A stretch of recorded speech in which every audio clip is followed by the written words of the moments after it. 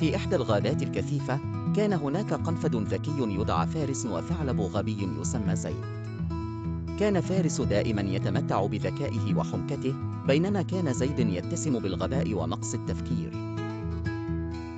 كانت المغامرات تلاحق الصديقين بصفة دائمة، وكان فارس دائما يستخدم ذكائه للتغلب على الصعاب وحل المشاكل، في حين كان زيد يقع دوما في المصاعب بسبب غبائه. في إحدى المرات، تعرض زيد لمصيدة وكاد يفقد حياته، لكن بفضل ذكاء فارس تمكن من إنقاذه. لكن شكل تعاطي زيد مع الأمور بطريقة غير مبالية وغبية جعله يقع في المشاكل مرارا وتكرارا.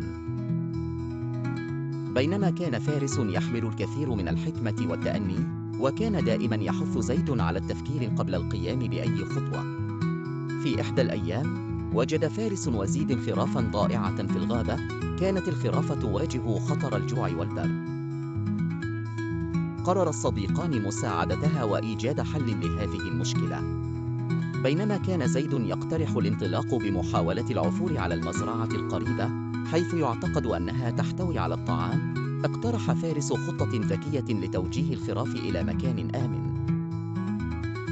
استخدم فارس براعته وبنى جسرا صغيرا بأغصان الأشجار فوق النهر الذي كان يحتجز الخراف. بينما كان فارس يعرف كيف يقود الخراف بلطف عبر الجسر، ظل زيد يصعد على الشجرة المقابلة للنهر ويحاول التوجيه بصوت مرتفع وخطوط ابتسامة تلوح على وجهه.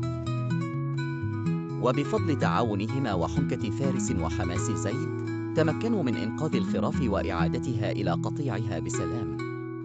وفي هذه المغامرة، تعلم زيد قيمة التعاون والإصغاء للآخرين، بينما استمد فارس قوة من تحفيزه زيد وإثبات قدرتهما على التعاون معا رغم الاختلاف في الطبائع.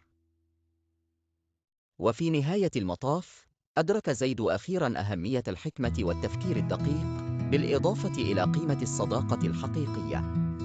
وتغلب على غبائه وتعلم من أخطائه، مما جعله صديقا أقوى وأكثر حنكة.